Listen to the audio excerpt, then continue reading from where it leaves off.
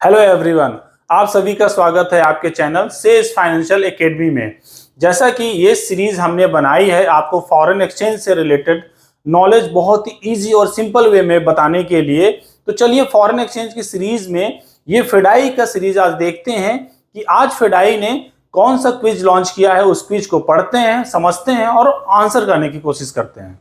तो आज का फेडाई का क्विज है जिसमें क्वेश्चन है, one of the following card is permitted for purchases by individual residents during their overseas visit।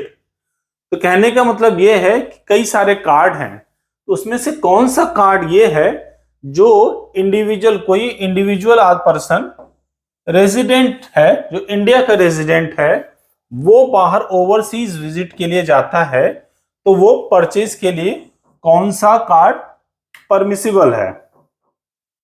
तो कहने का मतलब हम लोग ये समझेंगे क्वेश्चन को सॉल्व करने से पहले ये कार्ड कौन कौन से हैं, इनका मीनिंग क्या है। ठीक है, तो इसमें 4 कार्ड दिया हुआ है। पहला है क्रेडिट कार्ड, ठीक है, इसको समझने की कोशिश करेंगे।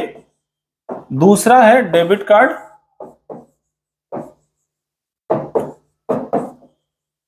क्विकली समझेंगे। तीसरा है प्रीपेड कार्ड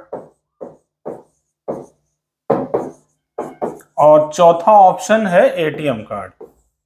ठीक है,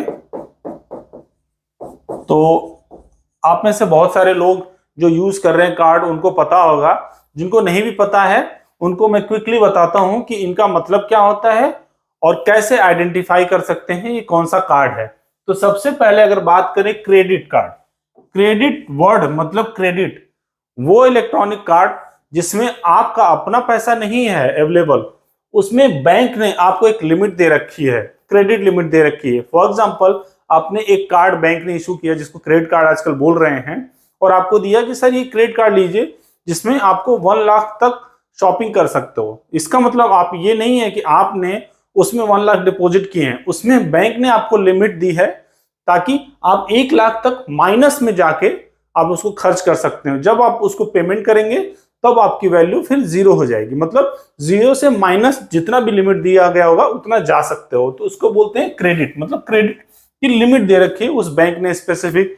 अच्छा, ये क्यों होता है, क्यों दिया जाता है? ताकि आप ज्यादा से ज्यादा एक्सपेंस करो। जब भी आप एक्सपेंस करते हो, खर्चे करते हो आप उस कार्ड से, तो उसमें जो भी सर्टेन परसेंटेज जो होता है उस कार्ड की कंपनी को और उस बैंक को मिलता है। होप आपको क्विकली समझ में आ गया होगा क्रेडिट कार्ड क्या होता है। Similarly debit card, debit card जो होता है वो वही कार्ड है, उसमें आपका पैसा जमा है, मतलब इसमें आप बैंक ने आपको क्रेडिट लिमिट नहीं दे रखी है। फॉर एग्जांपल, डेबिट कार्ड वो है जो आपके किसी न किसी बैंक से कनेक्टेड है, तो उस डेबिट कार्ड में जो भी बैंक में पैसा होगा, जो भी कनेक्टेड अमाउंट होगा, उस आप डेबिट कार्ड से आप पेमेंट कर सकते हो, यूज कर सकते हो उसको, उसका आपका अपना डिपॉजिट अमाउंट है। तो ये समझ में आया, डेबिट कार्ड का वो मत जो आप अपना पैसा डेबिट कार्ड के पेमेंट कर सकते हो, परचेजेस कर सकते हो उस इलेक्ट्रॉनिक कार्ड के थ्रू।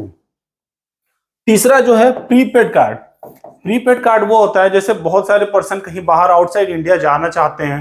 फॉर एग्जांपल, कोई यूएस जाना चाहता है और उसको लग रहा है वहां पे मैं यूएस में पेमेंट करना चाहता हूं यूएस डॉलर में। ठीक है, तो वो क्या करेगा, यूएस डॉलर आप एक इलेक्ट्रॉनिक कार्ड में, जिसको ट्रेवल कार्ड बोलते हैं, उस प्रीपेड डलवा लेगा, उसमें डिपॉजिट कर देगा 5000 $10,000 डॉलर, सो दैट वो जहां भी ट्रेवल करेगा, जो भी परचेजेस करेगा उस कार्ड के थ्रू उसी यूएस डॉलर में ही परचेज करेगा। सो दैट उसका कन्वर्जन का कॉस्ट बचेगा और वहां पे उसको पता रहेगा कि कितना वो डॉलर खर्च कर रहा है।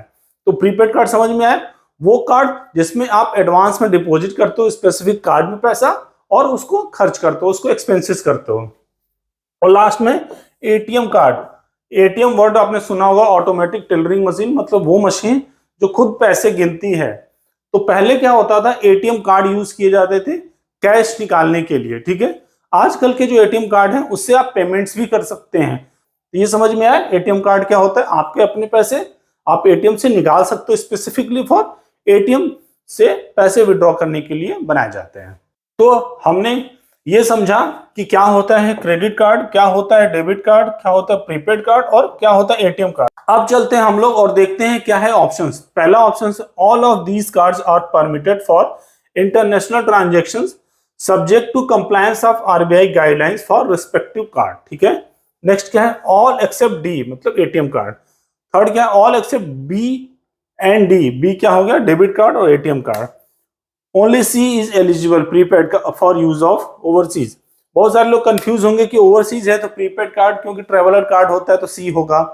बट आइडियली कोई भी कार्ड आज के टाइम में जो जितने भी कार्ड होते हैं सब इंटरनेशनल यूज के लिए बनाए जाते हैं। तो कहने का मतलब ये है कि एज पर आरबीआई गाइडलाइन उन कंट्रीज में जहां रिस्ट्रिक्टेड नहीं है, आप जाते हो, आप कुछ भी एक्सपेंस करते हो उस कार्ड के थ्रू पेमेंट कर सकते हो। तो होप आपको ये समझ में आएगा। चलिए हम आंसर देखते हैं। तो मेरे हिसाब से जो आंसर होगा वो फर्स्ट, कोई भी कार्ड आप यूज कर सकते हो। तो ये है आंसर। आप जाके आरबीआई डायरेक्शन में भी देख सकते हो कि कोई भी कार्ड जो भी एज पर आरबीआई गाइडलाइंस, आजकल इलेक्ट्रॉनिक कार्ड इंटरनेशनल यूज के लिए बने हुए हैं, आप किसी भी कार्ड को किसी भी कंट्री में यूज कर सकते हो। होप आपको फॉरेन एक्सचेंज की ये हमारी सीरीज काफी पसंद आ रही होगी। प्लीज हमें कमेंट करके बताते रहिए जो भी चीजें आपको पसंद आ रही हो। Thank you everyone.